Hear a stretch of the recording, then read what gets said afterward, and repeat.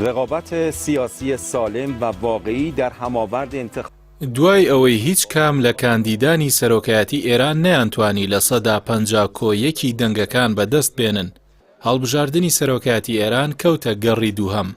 محسین ئیسلامی وتەبێژی لیژنەی هەڵبژاردن لە وەزارەتی ناوخۆی ئێران لە بارگای وەزارەتەکە ئەنجامەکانی 14هەمین خولی هەڵبژاردننی سەرۆکۆماری لە ئێران ڕاگەیاند و ئاشکرای کرد و ڕایگەیاند 24,535,185 کەس دەنگی داوە کە لەو ژمارەیە مەسعود پزیشکیان 10,415,191 دەنگی بەدەستهێناوە کە لە سەدا 42.5 دەنگەکانە.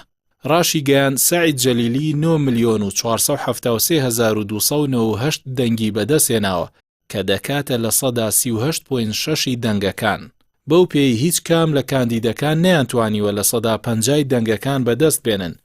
پزیشکیان کە کاندیدی ڕیفۆرم خوازانە و جەلیلی کە کاندیدی پارێزگارانە زۆرترین دەنگیان بەدەستهێناوە و چوونە خولی دووەمەوە کە بڕیارە ڕۆژی هەینی 5 تەمموز بەڕێوە بچێت. جیاوازی دەنگەکانی نێوان پزیشکیان و جەلیلی زیاتر لە 941,000 دەنگ بووە، بەڵام محەممەد باقر قالیباف 3,383,000 دەنگ و مستەفا پور محەممەدیش 206,000 دەنگی بەدەستهێناوە.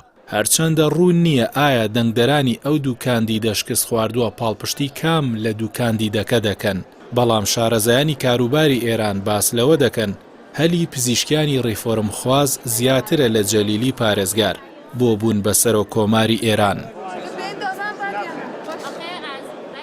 بەپێی ئامارەکانی لیژنەی هەڵبژاردنەکانی ئێران کە سەر بە وەزارەتی ناوخۆیە 1,056,159 دەنگ پوچەڵ کراونەتەوە. هەروەها ڕێژەی بەشداریکردن لە دەنگدان کەمتر بووە لە سەدا 40 کۆی دەنگدەران. ڕێژەی بەشداریکردن لە تاران لە سەدا 23 بووە. هەروەها لە پارێزگای سنە کە ناوەندی کوردان و پارێزگای سیستان و بەلوچستان کە بەلوچیە سونەکانی لێنیشتەجێن بە هەمان شێوە ڕێژەی بەشداریکردن لە هەڵبژاردن نەگەیشتووەتە لە سەدا 25. ئەمەش ڕێژەیەکی کەمە و نیشانی پرسیار لەسەر سیستمی سیاسی ئێران بۆ 4 ساڵی داهاتوو دروست دەکات.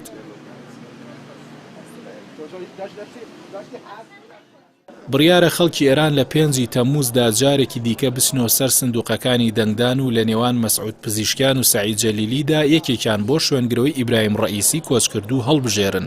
یەکەمیان ڕیفۆرم خواز و پێشبینی دەکرێت پەیوەندیەکانی ئێران لەگەڵ ڕۆژاوە ئاسایی بکاتەوە.